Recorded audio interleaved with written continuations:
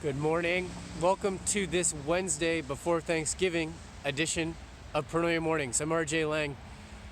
You'd expect me to talk about thankfulness and Thanksgiving and thanks and giving, but I'm not. I'm going to talk about gratitude because I see that it's raining out, and a lot of people have an idea that rain and clouds cause dreary, mopey attitudes, but it's all in the way that you respond to your circumstances. And we've talked about this before, but I want to go further and to be grateful and thankful for the rain because it's the lifeblood of the earth, right?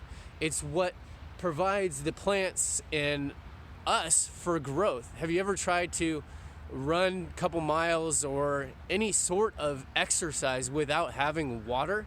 There's no way that you can accomplish it. But sometimes because it's so abundant here in your life, you take it for granted. So being grateful for the water, the rain, because the rain is just the purification process of the earth, right? So it starts out in the river, let's say, and then it evaporates, goes up to the clouds, and then comes down purified so that it can fuel plants, animals even, and us when we need it, which is all the time. So being grateful for that situation is an amazing start to your day, and having a practice of joy, being joyful for the things that you have in your life currently that will tend to attract more of that, right? So we need to also find out that the clouds give us so much more gratitude for the sun, right? I'm like, wow, I can't wait till the sun comes out because the clouds make it a little more dreary, and some people get a little bit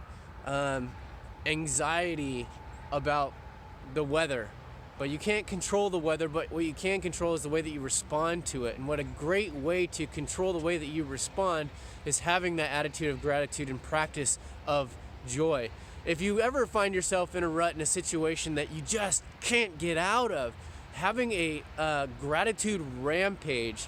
Esther Hicks and Abraham Hicks talks about this in their practices. But when you find that you're in that rut, you start to look around and be thankful for the people that put this boat launch in, that we're able to mix the concrete together, that we're able to have a river that's clean, that we can swim in, that the ducks can use for their food and for their habitat, and that the grass, that we do have grass, that we're not in an arid area to where we have to be waiting for these clouds and rain and be that person that you're just so thankful and have to be like, wow, I wish I could have rain. I wish I could have clouds because it's so freaking hot, right?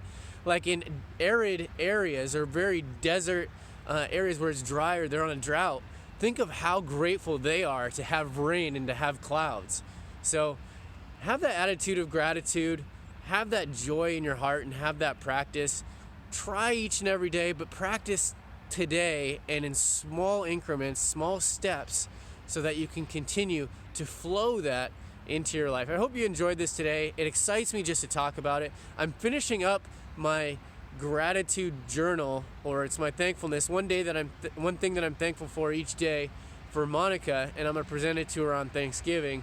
And it's going to be pretty cool. Darren Hardy said that I should have started this about 3 months ago, and I did, and every day I add to it. And so it's a really long list of things that I'm thankful for each day, and it helps me put a mindset of, God, I really am thankful for Monica and everything that she does, my wife.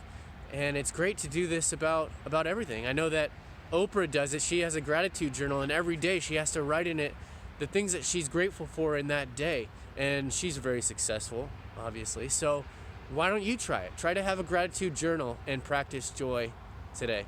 It's not what I say or do, but the way I assist in making you feel that you're going to remember.